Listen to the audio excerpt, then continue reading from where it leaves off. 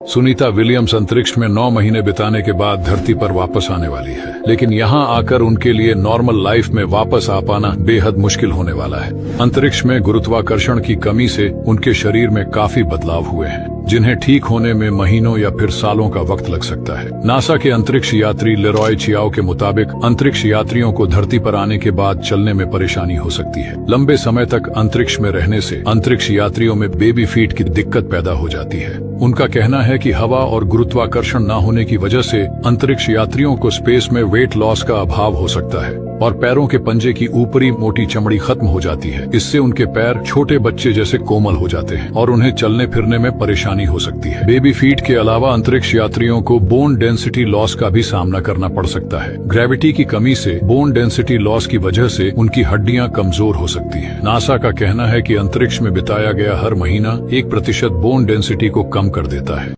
क्या आपको पता है, इंटरनेशनल स्पेस स्टेशन के अंदर बैठे लोग सिर्फ एक दिन में 16 बार सूर्य को निकलते और ढलते हुए देखते हैं। ऐसा इसलिए होता है क्योंकि ISS 27,000 किलोमीटर प्रति घंटे की स्पीड से पृथ्वी का चक्कर लगाता है और सिर्फ 90 मिनट में दुनिया का एक चक्कर लगा देता है। इस हिसाब से एक दिन में पृथ्वी के 16 बार चक्कर और 16 ही सनराइजर्स और सनसेट्स। हैरानी की बात यह है कि जब इस पर डायरेक्ट सनलाइट पड़ती है तो तापमान लगभग 121 डिग्री सेल्सियस तक पहुंच जाता है, और जब यह पृथ्वी के पीछे छुप जाता है और सनलाइट इस पर नहीं पड़ती, तब इसका तापमान -157 डिग्री सेल्सियस तक पहुंच जाता है और यह ठंडा गर्म हर 90 मिनट में ISS पर होता रहता है। ISS पृथ्वी की सतह से लगभग 400 किलोमीटर ऊपर है। क्या होगा अगर आप एक ब्लैक होल में गिरकर वापस बाहर आ जाएं? देखिए, ब्लैक होल में गिरना एक वन वे ट्रिप होता है। जैसे ही ब्लैक होल के इवेंट होराइजन को क्रॉस करते हैं तो आप कभी भी इस दुनिया में वापस नहीं आ सकते। लेकिन इमेजिन करते हैं कि आप ब्लैक होल के चंगुल से छूटकर बाहर आ जाते हैं, तब इसके बाद आखिर क्या होगा? ऐसी परिस्थिति में आपके लिए दुनिया पूरी तरह से बदल जाने वाली है। दरअसल टाइम डायलेशन के प्रिंसिपल के अनुसार हाई ग्रेविटेशनल फोर्स वाले ऑब्जेक्ट्स के करीब समय धीमा हो जाता है। अब क्योंकि ब्लैक होल यूनिवर्स में सबसे ज्यादा ग्रेविटेशनल फोर्स रखते हैं, तो समय इनके अंदर पूरी तरह से रुक जाता है।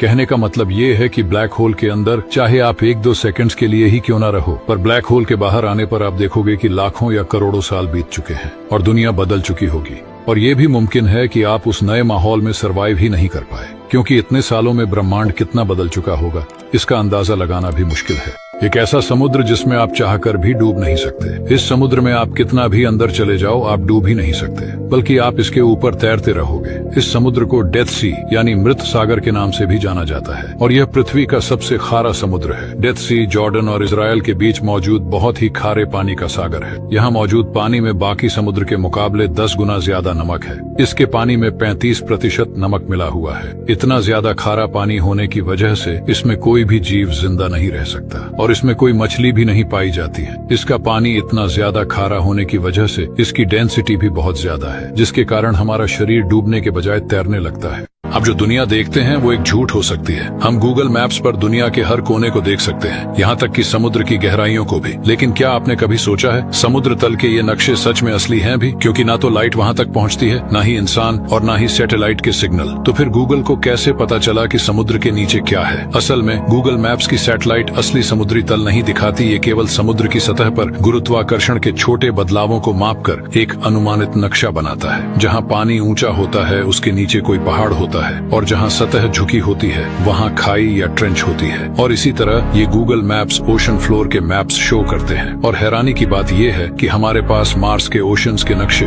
पृथ्वी से ज्यादा साफ है। अब जरा सोचिए, अगर हमने अब तक पृथ्वी के सिर्फ 25% महासागर को ही मैप किया है, तो बाकी 75% में क्या छिपा हो सकता है? सोचकर ही रोंगटे खड़े हो जाते हैं।